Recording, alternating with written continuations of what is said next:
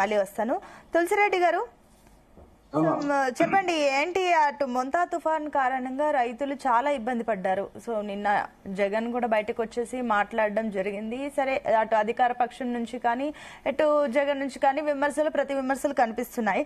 So ఏంటి కాంగ్రెస్ పార్టీగా మీరెంత స్టాండ్ తీసుకుంటున్నారు రైతుల సమస్యల గురించి? కానీ కాంగ్రెస్ పార్టీ ఎంత మేర ప్రజల్లోకి వెళ్తుంది? మా ఎవరు ప్రజల్లోకి పోయినా ఆఖరికి వాళ్ళకి కావాల్సిన సహాయం. ఊరికి పోయి చూస్తానే మాట చెప్తానే ఆ ఫేజ్ అయిపోయింది. ఇప్పుడు సహాయం ఏం చేస్తామనేది ఇప్పుడు ఇంపార్టెంట్. ఇప్పుడు రాష్ట్ర ప్రభుత్వము కేంద్ర ప్రభుత్వానికి పంపించిన నివేదిక ప్రకారంగా 5,244 కోట్ల రూపాయలు నష్టం జరిగింది పంపించింది ప్రాథమికంగా. ఇంకా ఎన్యూమరేషన్ ఇచ్చిందో కొంచెము ఎక్కచ్చు. ప్రాథమికంగా 5,244 కోట్ల రూపాయలు. ప్రకాశము, నెల్లూరు, బాపట్ల, నంద్యాల జిల్లాలో ఎక్కువగా ఉంది. ఓవరాల్ గా 249 మండలాలు, 1,434 గ్రామాలు, 48 పట్టణాలలో నష్టం జరిగిందని పంపించింది. ప్రధానంగా ఈ 5,244 కోట్లలో ఆర్ఎన్బికి సంబంధించి ఆర్ఎన్బి రోడ్లు 2,744 కోట్లు, పంచాయతీ రోడ్లు 454 కోట్లు, పట్టణాల రోడ్లు 109 కోట్లు. అది రోడ్లకు సంబంధించి. ఇంకా మిగతా వ్యవసాయ రంగానికి సంబంధించి 829 కోట్ల నష్టం జరిగింది.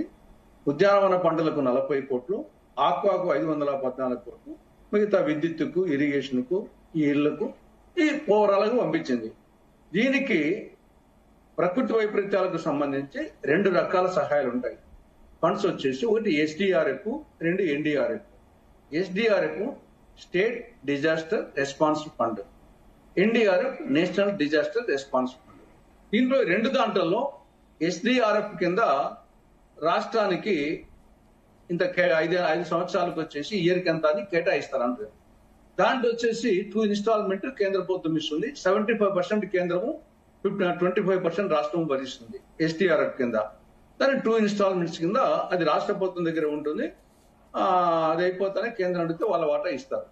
మిగతా ఎన్డీఆర్ఎఫ్ అనేది ఇది మనం రిపోర్టు పంపించిన తర్వాత కేంద్రం నుండి వచ్చేసి అధికారులు వచ్చి వాళ్ళు ఇక్కడ వెరిఫై చేసి వాళ్ళు రిపోర్ట్ ఇచ్చిన తర్వాత అక్కడ ప్రధానంగా కేంద్రంలో home ministry and agriculture ministry మిగతా వాళ్ళు కూర్చొని ఆడ ఒక స్పెషల్ ఫండ్ ఎన్డీఆర్ఎఫ్ ఉంది.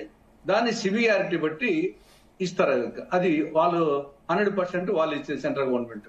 కాబట్టి ఇప్పుడు ఎస్డీఆర్ఎఫ్ కింద ఉన్న నిధులతో ఈ రీహాబిలిటేషన్ కానీ మామూలుగా ప్రకృతి వైపరీత్యాలు ఎస్పెషల్లీ వరదలు సంభవించినప్పుడు ప్రధానంగా 4 దశలు. 1 rescue operation, 2 relief operation, 3 rehabilitation, 4 restoration. ఇప్పుడు ఈ 3 స్టేజ్ అయిపోయినాయి. రెస్క్యూ, రిలీఫ్, రిహాబిలిటేషన్ అయిపోయింది. ఇప్పుడు మెయిన్ గా రెస్టరేషన్ పీరియడ్. అంటే ఇవన్నీ ఇంకా నష్టం జరిగింది, రెస్టోర్ చేయాలి దానికి ఇప్పుడు మెయిన్ గా అమౌంట్ ఎక్కువ అవుతుంది. కాబట్టి ఇప్పుడు కేంద్ర ప్రభుత్వం నుండి మరి వీళ్ళు పంపించిన 5,244 కోట్లలో ఎంత తెచ్చుకోగలరు ఈ యొక్క కూటమి ప్రభుత్వం, డబుల్ ఇంజిన్ ఎంతవరకు తెచ్చుకోగలదాన్ని బట్టే కూటమి ప్రభుత్వ సామర్థ్యం ఆధారపడింది. జనరల్ గా వీళ్ళు పంపించేంత ఎవరు 5%, 10%, 20% అట్లా ఇచ్చే గొప్ప.